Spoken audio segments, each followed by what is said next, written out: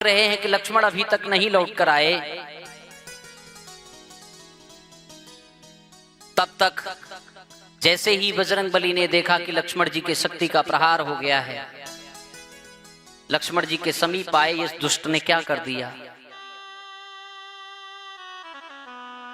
लक्ष्मण को अपनी गोदी में उठाया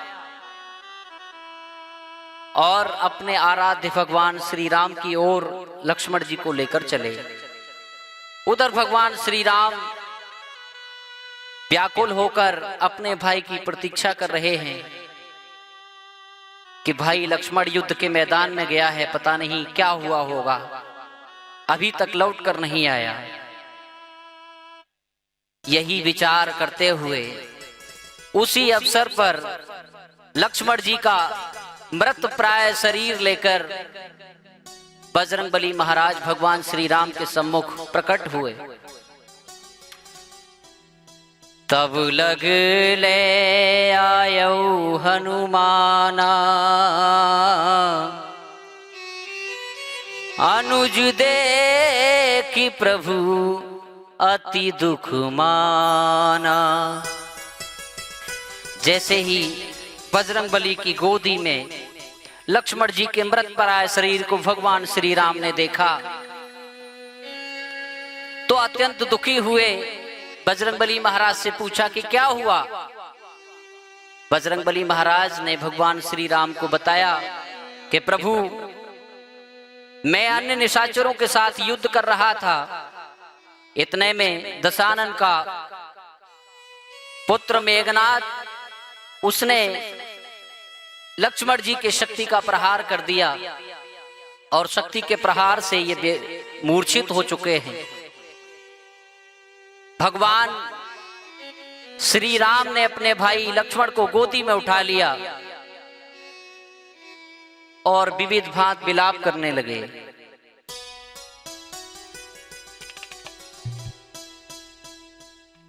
वीर मोए साच बताए दे, हो भैया निकी उठी समझाए दे, कहाँ पे लगो है तेरे तीर। वीर मोए साच बताए दे, भैया रे निक उठी समझाए दे, कहाँ पे लगो है तेरे तीर।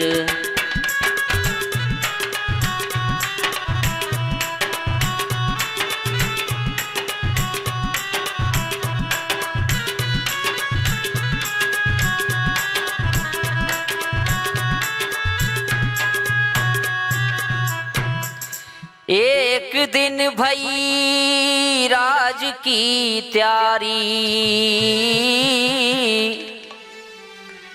के कई बैरन मात हमारी। मेरे भैया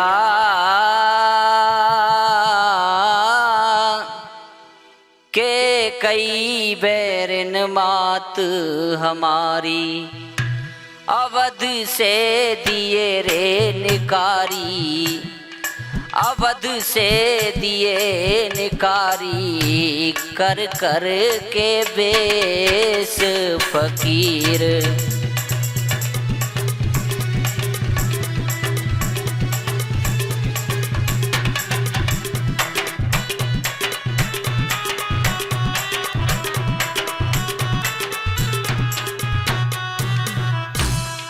वीर मोए साच बताए दे, भैया रे निक उठी समझाए दे, कहाँ पे लगो है तेरे तीर।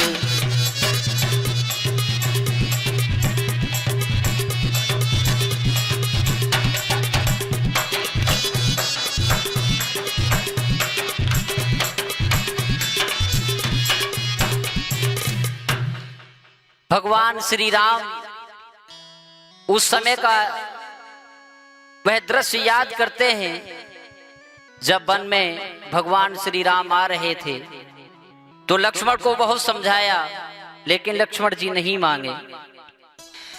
वीर तू नहीं अवध से आता,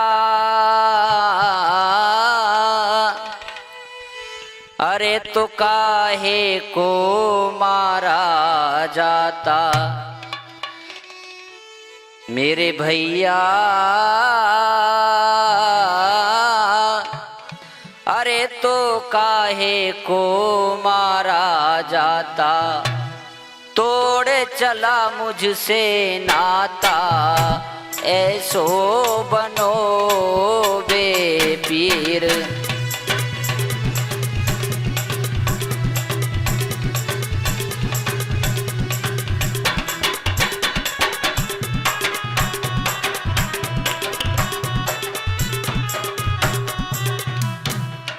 वीर मोए साच बताए दे, भैया रे निके उठे समझाए दे, कहाँ पे लगो है तेरे तीर।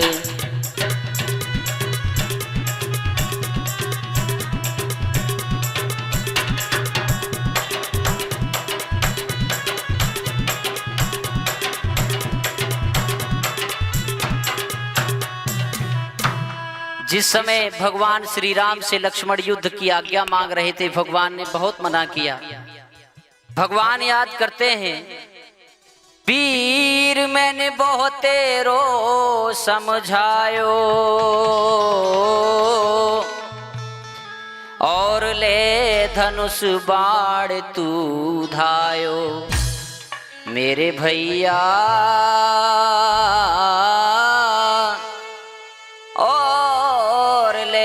धनुष बाण तू धायो, पुत्र रावण को आयो, पुत्र रावण को आयो, मारे गयो है शमशीर।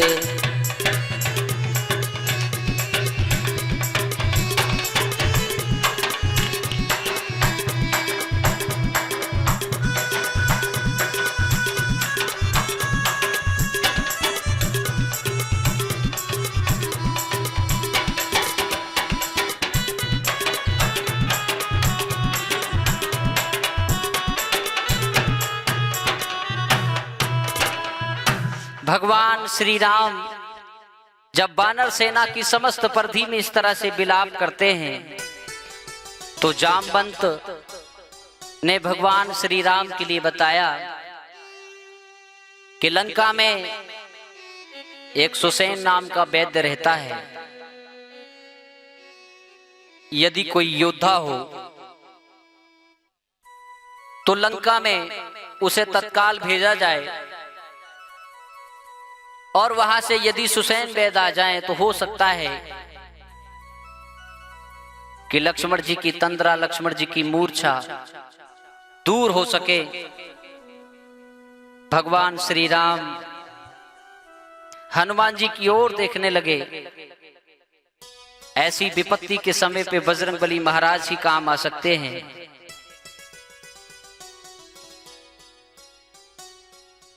जैसे ही भगवान श्री राम ने हनुमान जी की ओर देखा, बजरंगबली महाराज ने भगवान से आज्ञा मांगी और लंका नगरी को ओर प्रस्थान किया। उधर बजरंगबली महाराज सुसेन वैद्य को लाने के लिए जाते हैं, और इधर पुनः भगवान श्री राम रामादल में अपने भैया लक्ष्मण का मृत प्राय शरीर अपनी गोद में रखकर विलाप कर रहे हैं।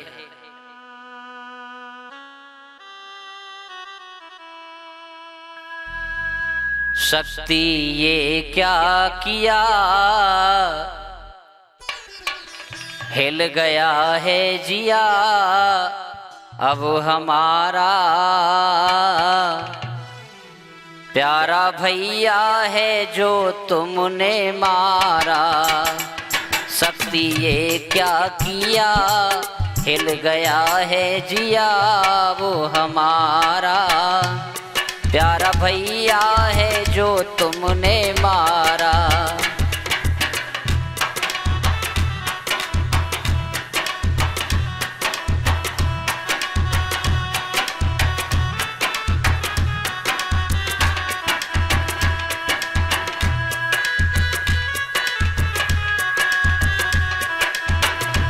शक्ति भैया नहीं तूने मारे,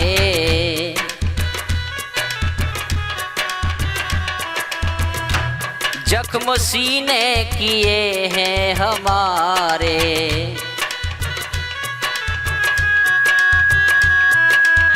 हो शक्ति भैया नहीं तूने मारे, जख्म सीने किए हैं हमारे।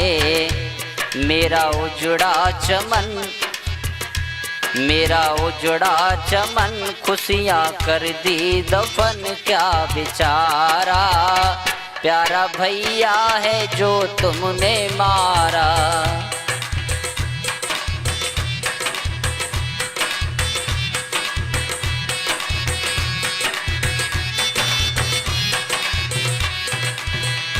शक्ति ये क्या किया, हिल गया है जिया वो हमारा, प्यारा भैया है जो तुमने मारा।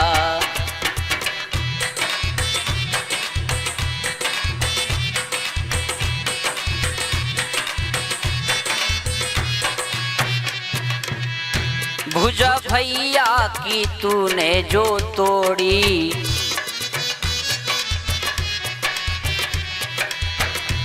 उर्मिला की तकदीर तुमने फोड़ी। उसकी बाली उम्र कैसे कर ले सबर दो सहारा, प्यारा भैया है जो तुमने मारा।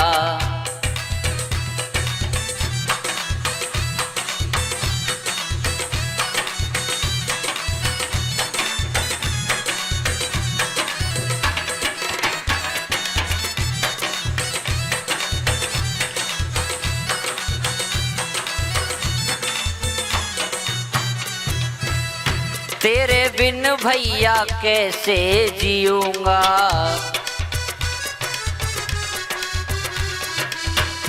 घोल कर मैं हलाहल पीऊंगा।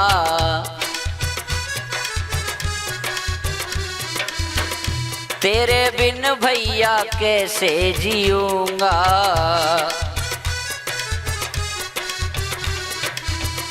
घोल कर मैं हलाहल पीऊंगा।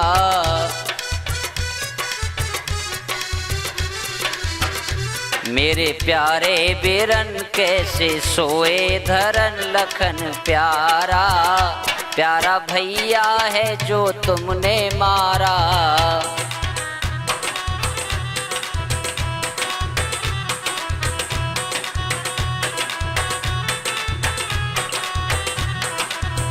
शक्ति ये क्या किया, हिल गया है जिया वो हमारा, प्यारा भैया है जो तुमने मारा।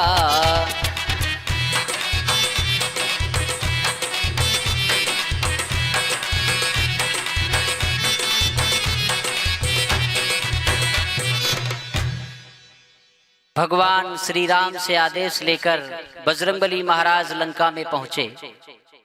कहा जाता है कि समस्त लंका नगरी में सुसैन वैद ने किसी भी लंका नगरी के नागरिक को रोगी नहीं छोड़ा था। अब बजरंगबली महाराज संध्या के समय छोटा सा रूप बनाकर लंका नगरी में प्रवेश करते हैं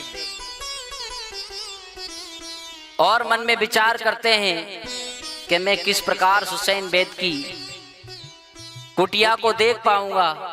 तो उन्होंने अपने मन में विचार किया, जामवंत ने मुझसे कहा था कि सुसैन के कारण ही समस्त लंका नगरी निरोग है, आरोग्य है।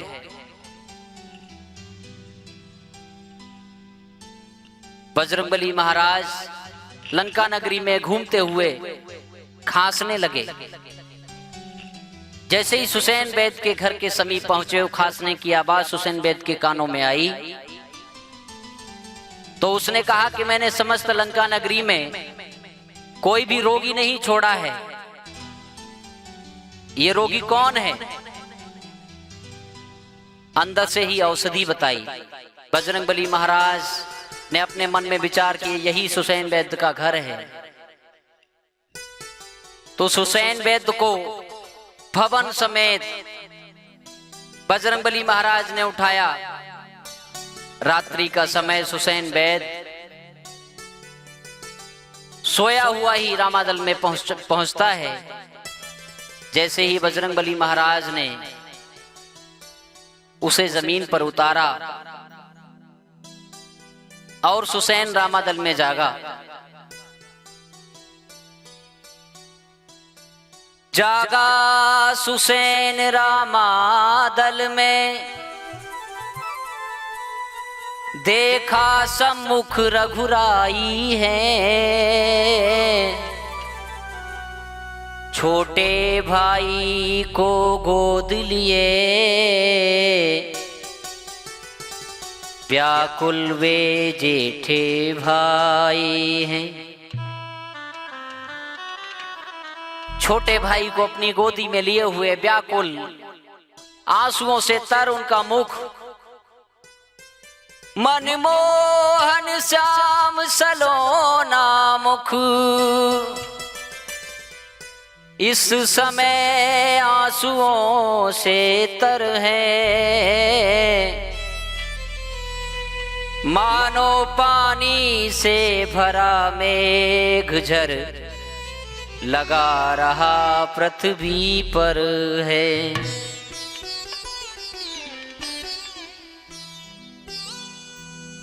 जैसे भाद्रपद में बरसात होती है, उसी प्रकार भगवान श्री राम के अश्रु नहीं रुक रहे हैं। भगवान को जब सुसैन वैद्य ने देखा तो कहा कि यहां मुझे क्यों बुलाया गया है। भगवान श्री राम ने सुसैन वैद्य से कहा कि भैया, आज मेरा भाई युद्ध स्थल में मेघनाद से युद्ध के लिए गया था। मेघनाद ने ब्रह्मघातनी शक्ति का प्रयोग लक्ष्मण के शरीर पर कर दिया। मेरा भैया इस समय मूर्छित है। मैं अयोध्या के राजा महाराजा दशरथ का पुत्र श्री राम, और ये मेरा छोटा भाई जो मेरी गोदी में है, इसका नाम लक्ष्मण है। यदि आपकी इच्छा हो तो आप मेरे भाई की नाड़ी को देखो और हो सके तो कोई उपाय करो। सुसैन ने कहा कि प्रभु, ये जो आप कह रहे हैं ये न्याय के विपरीत है, नीति के विपरीत है, क्योंकि मैं दशानन का वैद्य हूं और दशानन का वैद्य होने के नाते मैं शत्रु पक्ष के किसी रोगी का उपचार कैसे कर सकता हूं।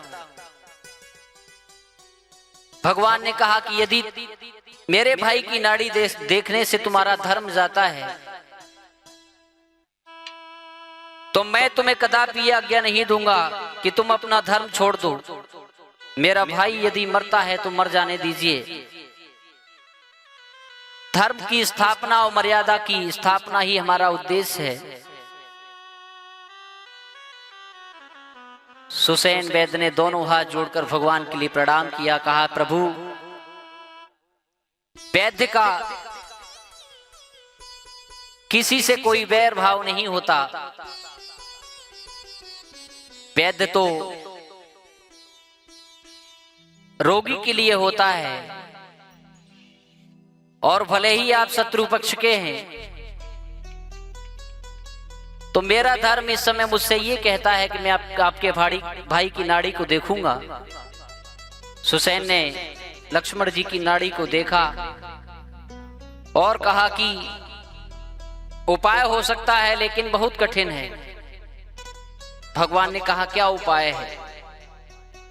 तो सुसैन वैद्य ने कहा कि यदि रात ही रात में द्रोणागिरी पर्वत से औषधि आ जाए तो लक्ष्मण जी के प्राण बच सकते हैं।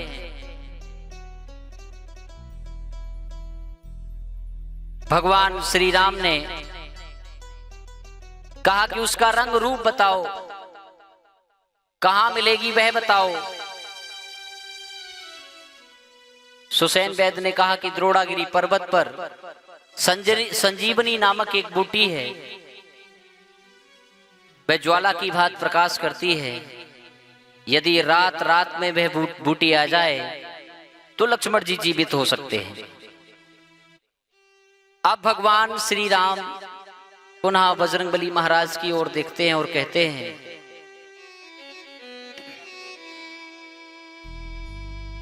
लक्ष्मण मूर्छित पड़े हैं, जाओ जी हनुमत बूटी लेन को।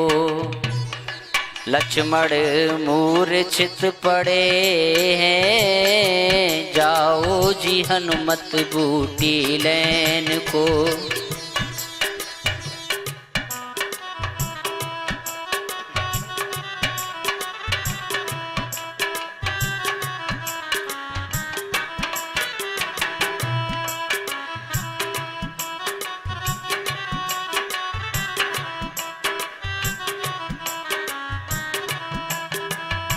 पहले ही तो पवन सुत तुमने ही प्राण बचाए,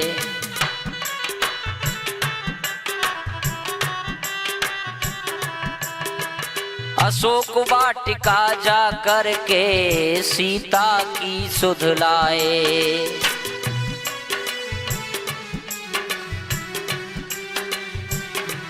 अब तुम मौन क्यों खड़े हो, जाओ जी हनुमत बूटी लेन को।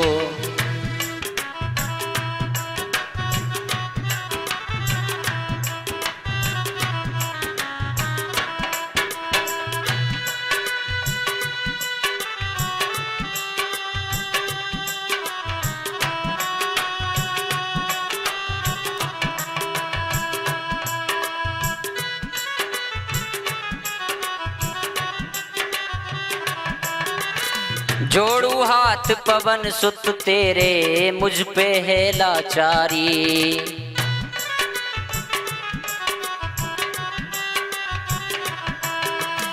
जोड़ू हाथ पवन सुत तेरे, मुझ पे है लाचारी।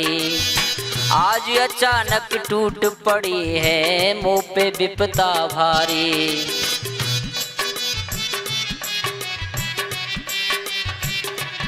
लाले जान के पड़े हैं, जाओ जी हनुमत बूटी लेन को।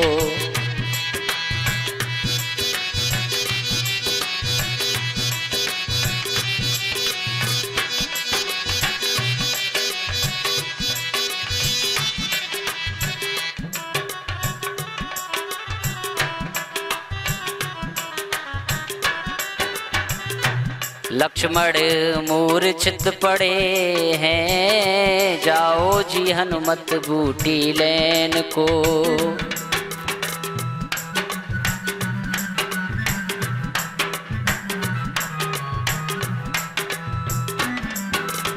रात रात में बूटी आवे, भ्रात के प्राण बचेंगे।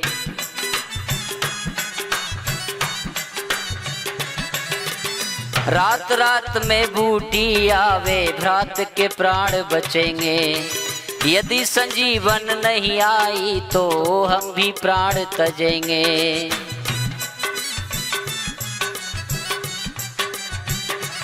अब तुम मौन क्यों खड़े हो, जाओ जी हनुमत बूटी लेन को।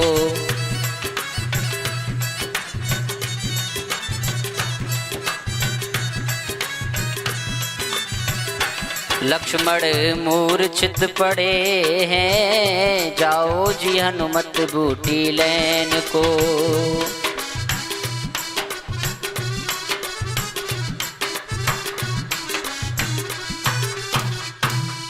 भगवान श्री राम से आज्ञा लेकर बजरंगबली महाराज संजीवनी बूटी लेने के लिए चल पड़े। नाए शीस धरी उर प्रभुताई, हनुमत चले सवन सिर नाई।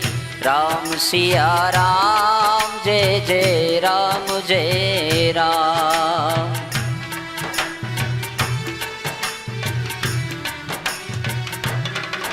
ओहा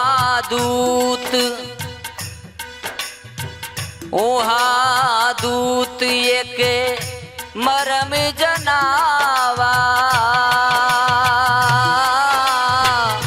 रावण काल नेम ग्रह आवा। राम सिया राम जय राम, राम सिया राम जय राम।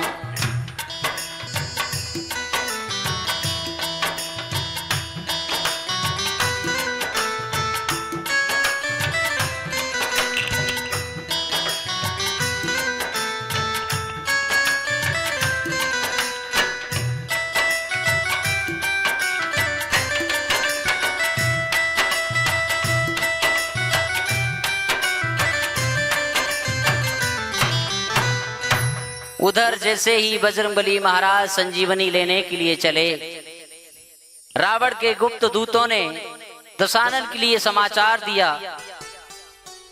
कि आज के युद्ध स्थल में जो तपस्वी मूर्छित हो गया था,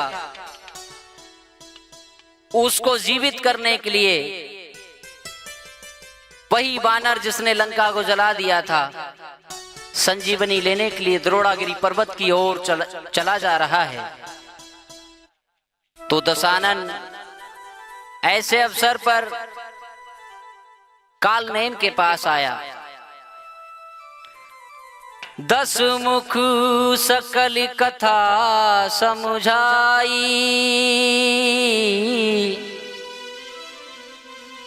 रचि माया निज होहु सहाई।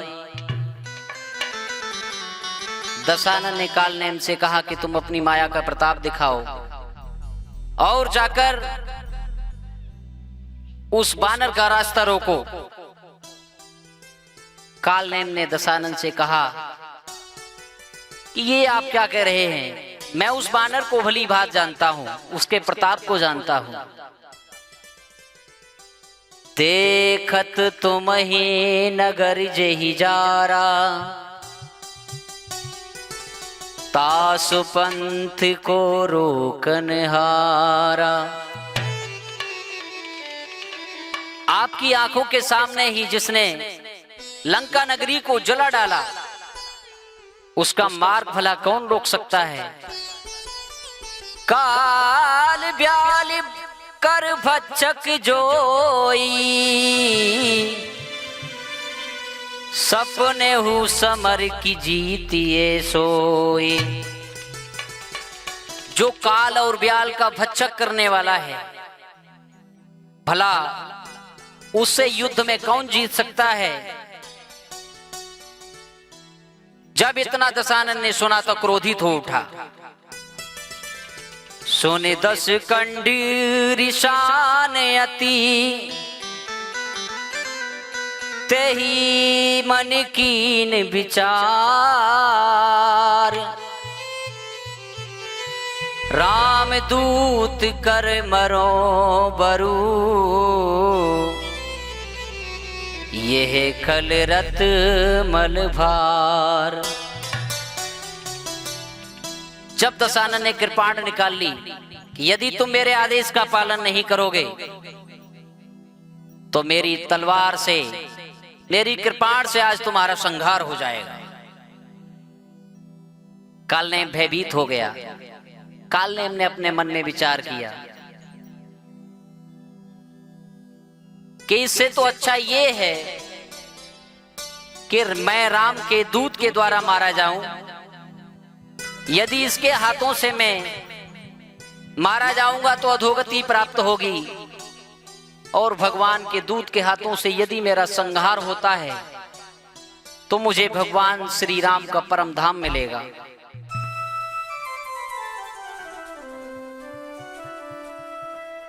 असी कही चला रचिसी मग माया, सर मंदिर बरबाग बनाया। ऐसा मन में विचार कर कालनेम बजरंगबली महाराज के रास्ते को रोकने के लिए चल पड़ा। उसने अपनी माया से बहुत सुंदर बगीचे का निर्माण किया। उस बगीचे में एक सुंदर तालाब और भगवान का बहुत ही प्यारा मंदिर। वहीं धूनी लगाकर काल ने बजरंगबली महाराज के मार्ग में बैठ गया।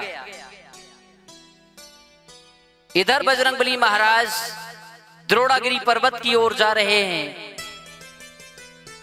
जब पवन पुत्र हनुमान जी ने उस सुंदर आश्रम के लिए देखा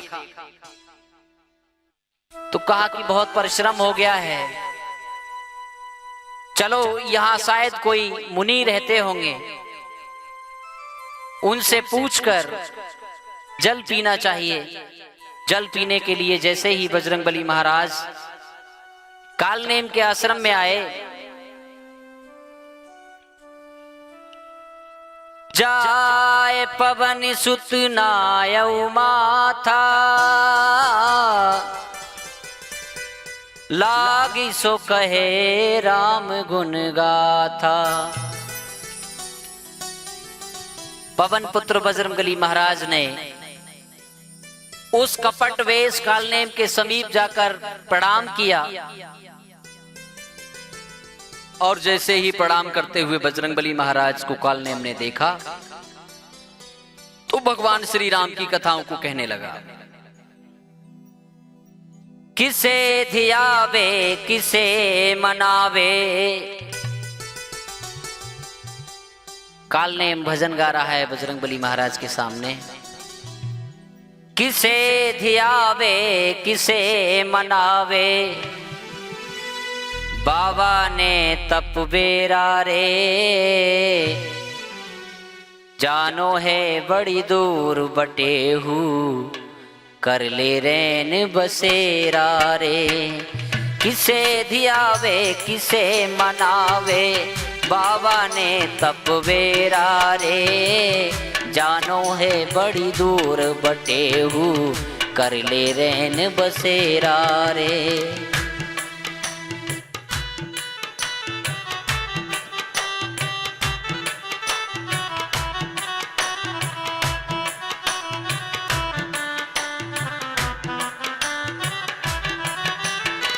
बजरंगबली महाराज से कालनेम कहता है कि मैं जानता हूं आपको बहुत दूर जाना है, एक रात्रि इसी आश्रम में विश्राम करो। बजरंगबली महाराज ने कहा कि मैं भगवान की आज्ञा के बिना कहीं नहीं ठहरता। तो कालनेम ने बजरंगबली महाराज से कहा कि जो मैं कह रहा हूं वो भगवान की ही आज्ञा समझो, यही भगवान की आज्ञा है, तू आज यही विश्राम करे।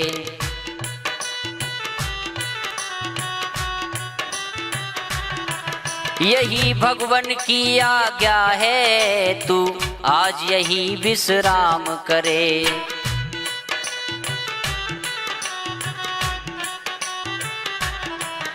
तू क्यों चिंता करता है, जो करना है सो राम करे।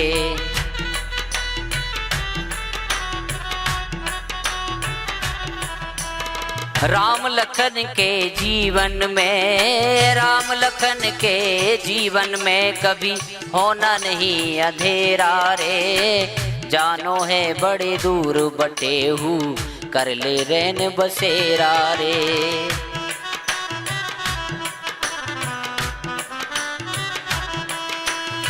किसे धियावे किसे मनावे, बाबा ने तप बेरा रे, जानो है बड़ी दूर बटेहू, कर ले रैन बसेरा रे।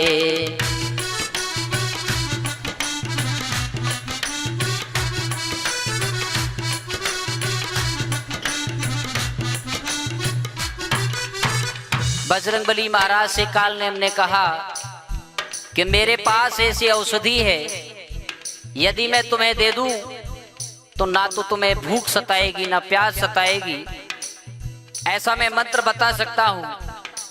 और मैं जानता हूं तुम किसी पर्वत पर जा रहे हो, जिस पर्वत पर तुम जाना चाहते हो वहां क्षण मात्र में पहुंच सकते हो। तुझे भूख प्यास नहीं लागे, मैं ऐसा मंत्र बता दूंगा।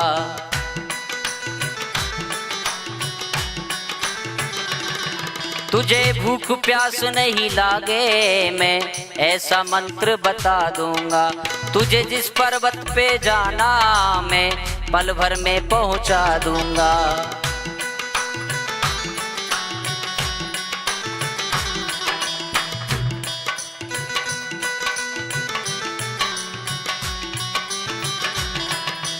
स्नान ध्यान करके तू आजा, तो ही बना लूं चेहरा रे। जानो है बड़ी दूर बटे हूँ, कर ले रैन बसेरा रे।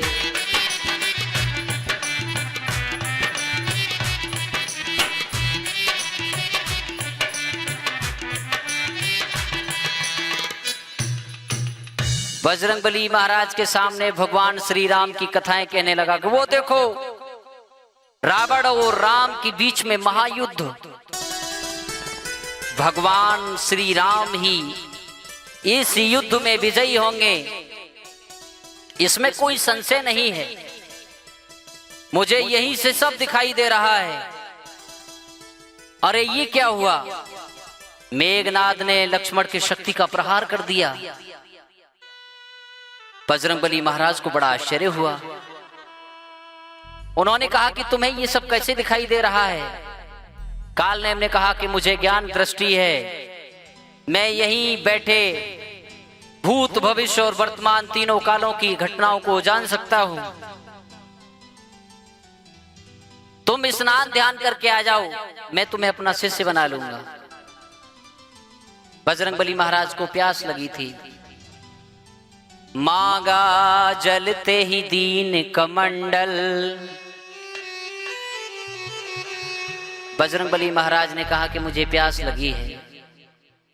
कालनेम ने अपना कमंडल उठाकर बजरंगबली महाराज की ओर किया। कहे कपि नहीं अघाऊ थोरे जल। बजरंगबली महाराज ने कहा कि इसमें बहुत थोड़ा जल है, इससे मेरी प्यास नहीं बुझेगी। तो कालनेम ने कहा कि मेरे इस कुटिया के पीछे तालाब है, तुम उस कुटिया के पीछे तालाब में जाओ, स्नान करना, अपनी प्यास बुझाना और प्यास बुझाने के उपरांत मेरे पास आना। मैं तुम्हें गुरु दीक्षा दूंगा। जिस प्रकार मैं देख रहा हूं उसी प्रकार तुम भी त्रिकालदर्शी बन जाओगे, तीनों कालों की घटनाओं को तुम भी देख सकोगे। बजरंगबली महाराज कालनेम के कहने के अनुसार कुटिया के पीछे सरोवर में गए।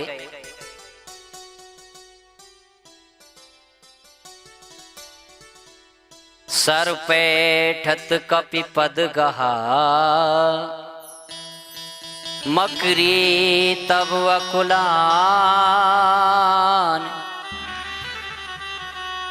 मारी सोधरी दिव्य तनु, चली